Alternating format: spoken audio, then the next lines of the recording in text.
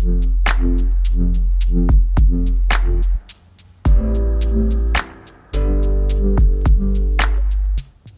up guys, BT here, and this is the new series that I'm starting called, well, building my new PC, with the last episode being a setup tour that you guys have all been asking for. So make sure you are subscribed to catch the entire series. I'm going to try to explain PC building from my perspective and give you guys some insight as to why I chose the parts that I chose, and hopefully give you guys some ideas for your own building as well.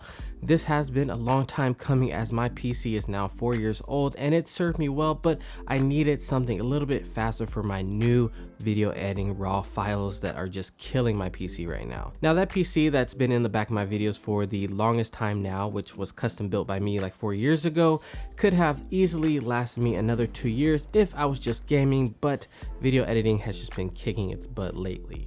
This video was sponsored by Aorus. I went to them with the idea because so many of you guys were asking me where to start when it comes to PC building, or you're either on console and you want to get into PC, but you don't want to spend like $2,000 for a pre-built computer. So I want to make this as easy as possible and simplify the process as much as possible without overloading you with information. To start, I would head over to PC Part Picker, as you can add all of your parts to a list and it checks the compatibility for you and it adds up your pricing. So it makes everything super simple. Another thing that I do is I'll go to the forums and check for similar builds with the budget and for my needs. So if I'm doing a gaming rig and my budget is $800, I can go search for a topic on that, and somebody will most likely have a list already made for you. And from there you get a good baseline, and then you can tweak and add to their build as you see fit, and then you have your PC. Links to everything will be in the description, so if you guys want to build my exact PC, if you want to have that BT PC, you can go in the description and everything will be there for you. Okay, so starting off with the processor, I went with the Intel i9-9900K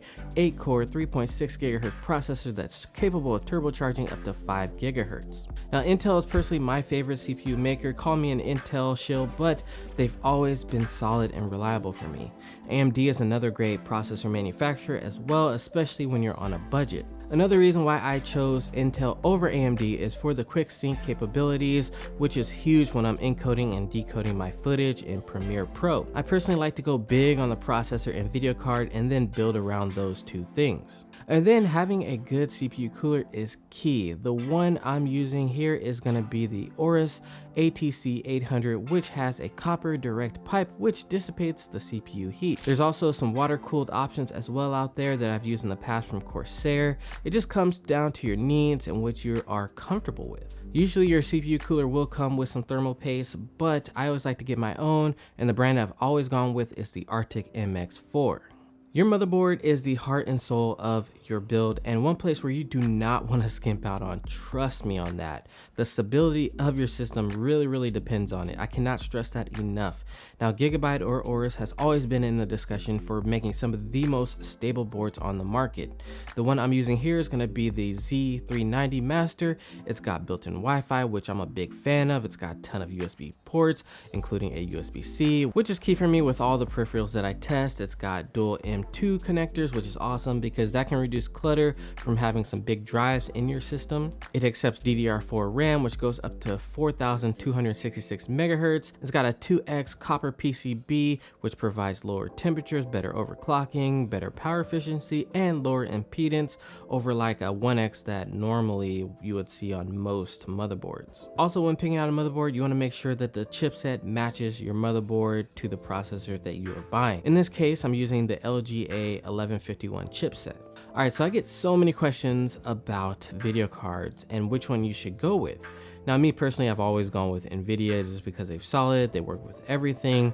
My video program uses the CUDA cores for rendering. In my old PC, I'm rocking the 1080 by NVIDIA from Gigabyte actually, and the video card that I went with this time was the 2080 RTX, and that contains NVIDIA's newest technology, which is that ray tracing technology, which provides realistic lighting by stimulating the physical behavior of light. To put it simply, this is going to make your games look that much prettier, and if you guys couldn't tell already, I'm a fiend for aesthetics, so I'm excited to see the benefits of RTX as more and more games are taking advantage of this technology, and I'm going to let you guys know if I can actually tell the difference, but from what most people are saying, there is a slight increase in visual, so I'm excited to look and see it for myself. All right, so there are many types of hard drives out there, from the thick disk drives, those thick boys. You got the solid state drives, which are a little bit smaller, well, a lot smaller, and then you got the NVMEs, which use PCIe ports or M2 ports. The hard drive I'm using is the Aorus RGB AIC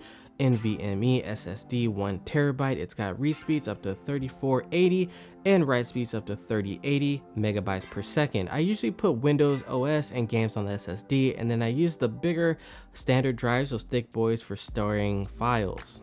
The RAM or random access memory that I went with is the 4 sticks of Aorus RGB RAM at 3200 megahertz. RAM is another place where I've run into a lot of issues in the past, and it can really make or break your system. So guys, I cannot stress this enough. Do not skimp out on the RAM. It will crash your system like none other. Spend a little extra to get that reputable brand. It's not worth the headache. Please believe me. The amount of RAM that you need really depends on your usages. I run a lot of RAM dependent programs, so I went with 32 gigs of RAM. I think that around 16 gigabytes is a good middle ground though, if you want to be safe. All right, so there's nothing sexy about a power supply, so it's easy for people to skimp out on it, but I've had people and friends skimp out on this only to have their system constantly reset on them, and they're wondering what's the problem. And this is another part of the process that's really easy to go cheap on. Trust me, I know, but spend the extra $10 or so to get a good one. The one that I went with was the 80 gold Aorus P850W. Now, PC Part Picker is great for picking a power supply and knowing how much wattage you need, because it'll show you how much power your system will take to power it. I like to go a little bit over my needed power just so I have some overhead just in case, and if I want to like upgrade in the future, I have that leeway there. The case that I'm using is the Aorus C300 glass case. I love being able to see inside my PC, so I've always had glass sides on my cases. If you couldn't tell, I love it. I love RGB. The main thing to look for when buying a case, especially when it has a glass side, is how easy it is to route your cables to your motherboard without it looking like a mess. And this one has a lot of openings for that. You also want some good airflow, which is key, and ventilation. And this one checks off all the boxes for me. So yeah, I'm gonna be using this case. All right guys, so that's gonna do it for my parts list. I just wanted to share some of my thoughts on the process of picking parts for a PC. I hope that I was able to share some new insight for you. I know there's a lot of build videos and part picking videos out there, and I just want to do something that could share some of my knowledge that I've learned over the years. So coming up in the next video in the series, I'll be walking through my build process step by step to help you guys out. Hopefully it makes sense. We're gonna go through this together. If the PC doesn't turn on, if it doesn't boot, we'll go through it together and troubleshoot it together. All right, so thank you guys for watching. It has been your boy BT. Don't forget to like, share, comment, and subscribe, and I will see you in the next video. Peace.